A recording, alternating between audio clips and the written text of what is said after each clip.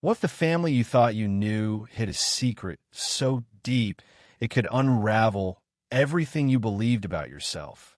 My name is Clara, and for 25 years, I thought I was the youngest daughter of the Hargrove family, woven into their legacy of love, laughter, and Sunday dinners at Grandma's sprawling estate.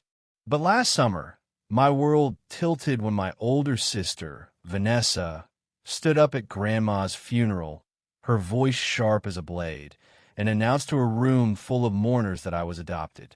The words landed like a thunderclap, and the pitying glances from cousins, aunts, and uncles burned into me.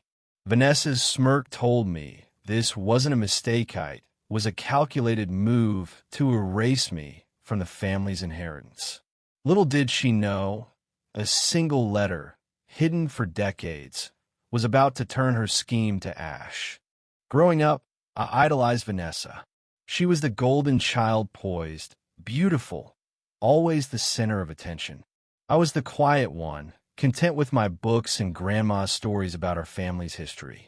Our parents died when I was 10, leaving Vanessa, then 18, to help raise me under Grandma's watchful eye. Grandma's estate, Willow Creek, was our sanctuary, a place of creaking floorboards and rose gardens where I felt safe. But Vanessa changed after college. She grew distant, her smiles tight, her words clipped. I thought it was stress, her high-flying job, her perfect fiancé, her need to uphold the Hargrove name. I never imagined she was plotting to cut me out. The funeral was a blur of black dresses and whispered condolences. Grandma had been the heart of our family, and her death left a void I couldn't fathom. I was still reeling when Vanessa stood, her voice slicing through the murmurs. "Clara's not one of us," she said. "She's adopted." Grandma took her in out of pity. The room went silent.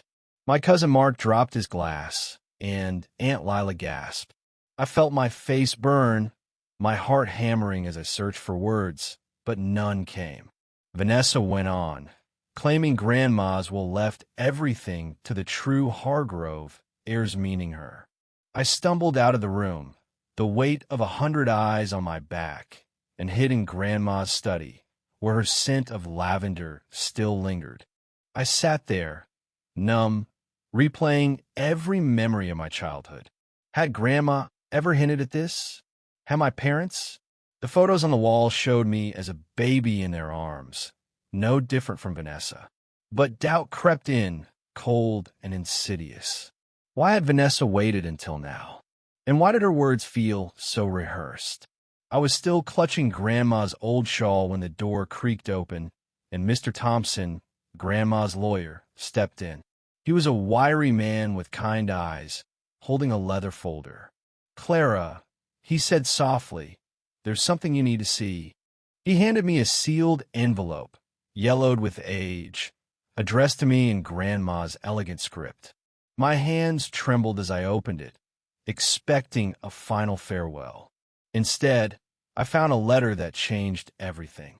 Grandma's words were steady and clear. "Clara, you are my granddaughter, born to my daughter, your mother, just as Vanessa is. There was no adoption, but there's a truth I've kept from you both, one I hope to reveal when the time was right. Your mother wasn't my only child. There was another, your uncle, Thomas, who left us long ago. His story holds the key to our family's heart." I blinked, rereading the words. An uncle? I never heard of Thomas. Grandma's letter explained he'd been a rebel, estranged after a falling out decades ago. She'd written to him before her death, begging him to return. The letter didn't say more, but Mr. Thompson's next words hit like a second shock. "Thomas is here," he said. "He's been watching from afar, and he's ready to meet you." Before I could process this, a man stepped into the room, tall, weathered, with eyes like mine. Thomas, my uncle, looked at me with a mix of guilt and warmth. "I came for you, Clara," he said. "Vanessa's lying, and I can prove it." Thomas's arrival was the twist I never saw coming. He wasn't just a ghost from Grandma's pa, was a witness to the truth.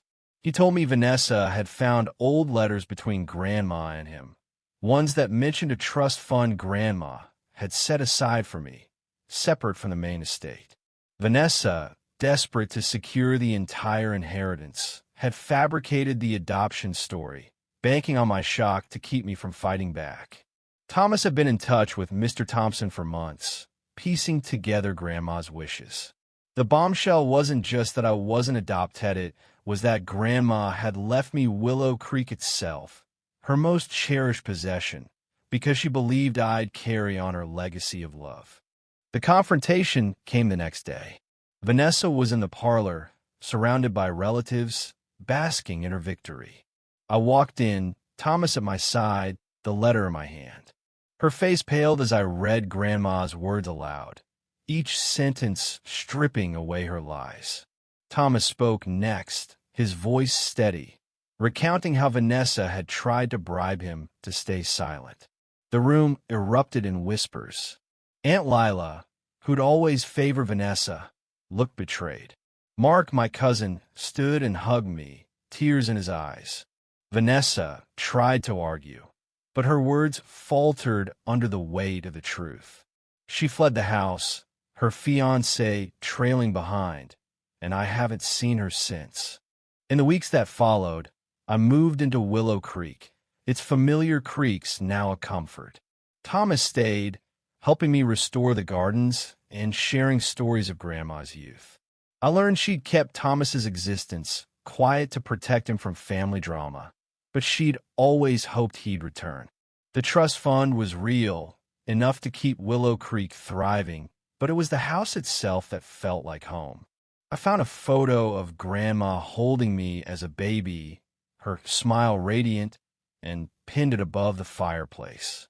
The value of family isn't in blood alone, I realized, but in the choices we make to love and protect one another. Vanessa chose greed, but Grandma chose me, not out of pity, but because she saw my heart.